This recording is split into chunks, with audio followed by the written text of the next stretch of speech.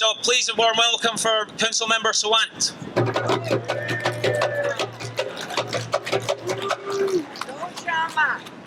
Thank you, Alec, and thank you, sisters and brothers, for this gathering today. And we should start by congratulating all the activists who have showed their willingness and courage to participate in actions. As Alex said, many actions throughout the city today at Chase branches. Some of the activists have shown courage enough to declare that they are willing to be arrested.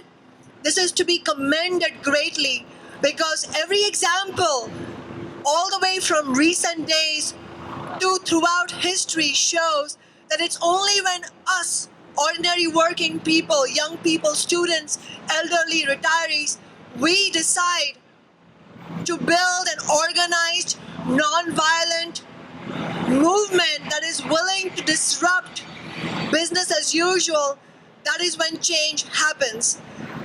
And as Alec mentioned, we're here after we've had such enormous success for our movement. We passed the ordinance of the City Council to bar the city from ever signing a contract with financial institutions or other businesses who engage in social wrongdoing.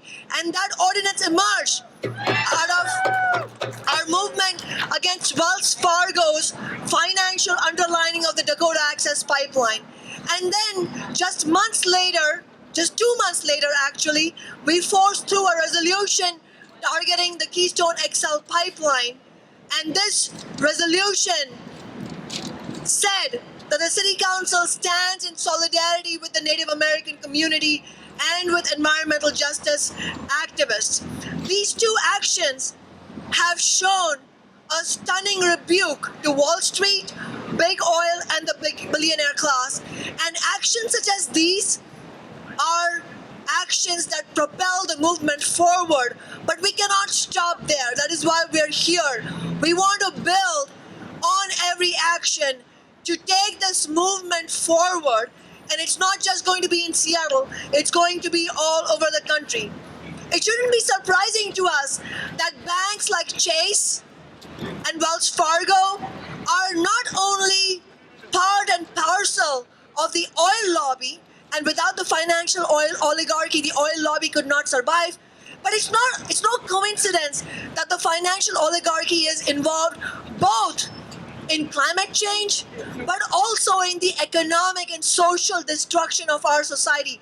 They were the reason we had a massive collapse several years ago, and working families have still not recovered. So where do we go from here? We need to make sure that we build a united movement that demands not only resistance against Trump's attacks on environmental regulations, his threatened cuts to funding for mass transit, but we also need to go further than that.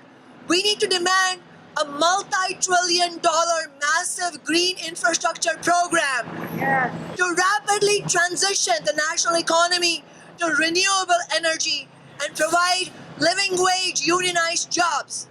In other words, a just transition.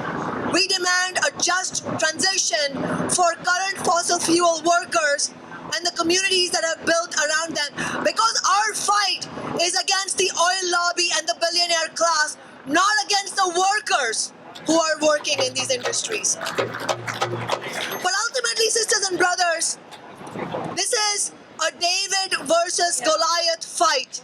The only way that our movements will be able to prevail in order to attain a decent and environmentally sustainable society is if we figure out tactics and strategies in the here and now. And there's two things that are extremely important. One is that we absolutely have to be clear that this movement needs to be built on the backs of working people, independent of big business. And the second thing is this: for this movement to work, we also need to figure out a political strategy.